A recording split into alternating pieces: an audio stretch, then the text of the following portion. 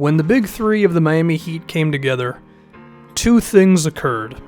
Number one, Skip Bayless was given enough material and ratings to last him the rest of his life. Number two, some insane expectations were established for these three superstars, forming a super team.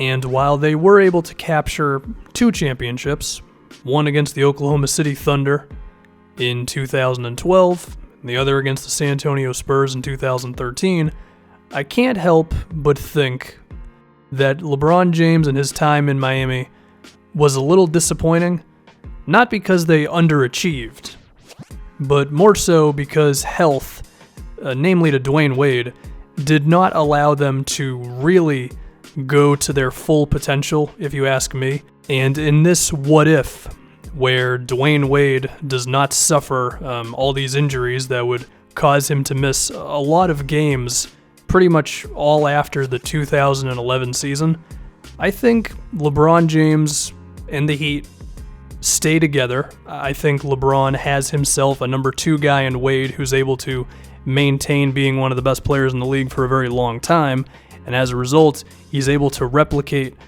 his finals performance against the Dallas Mavericks, where they did lose, but Wade was the best player on the team. He averaged 26.5 points a game, 7 rebounds, 5 assists.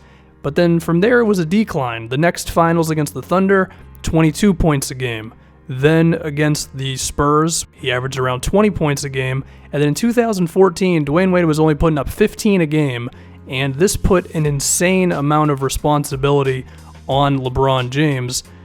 And, I mean, LeBron was fantastic all the way through. But at a certain point, it just becomes too difficult, and one man was not going to defeat the pass-happy San Antonio Spurs. We all know what happened. LeBron James chose to leave, goes to Cleveland, and that's where he is right now.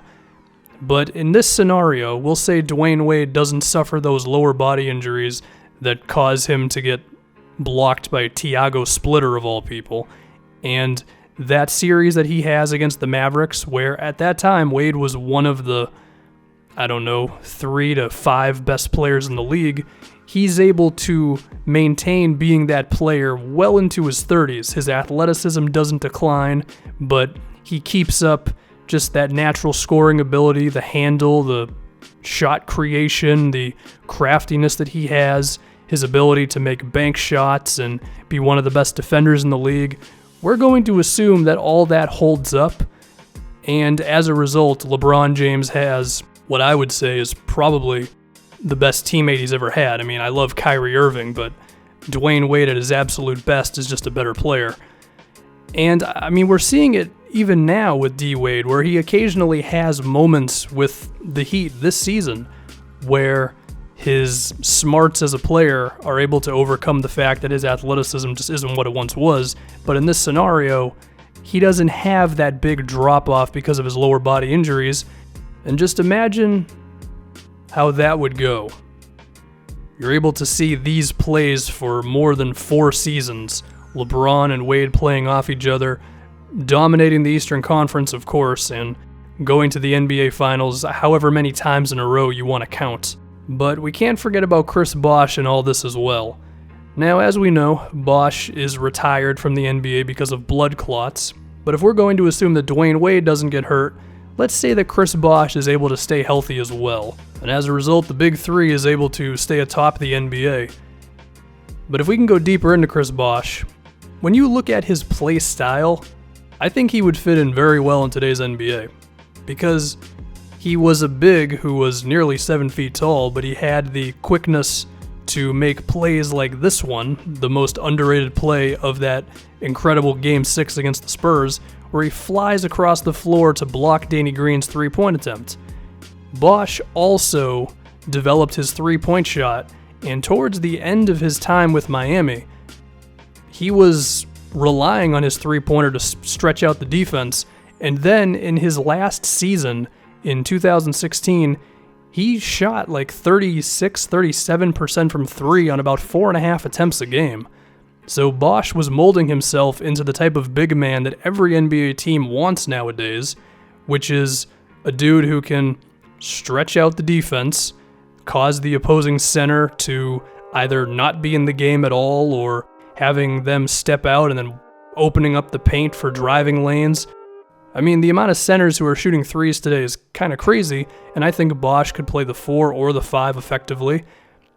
And I think you could say that he would be Miami's version of Draymond Green, where he can be a very effective defensive player, switch across a few positions, and then be the perfect other guy on offense where he can play off of the superstars, make open threes and all that. LeBron James said that if Miami won the finals in 2014, he would have stayed. And that 2014 Spurs team, they were great.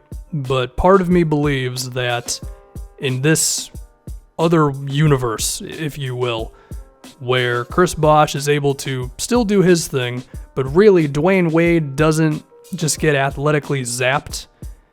Do they not win that series? I think it's a real conversation you can have.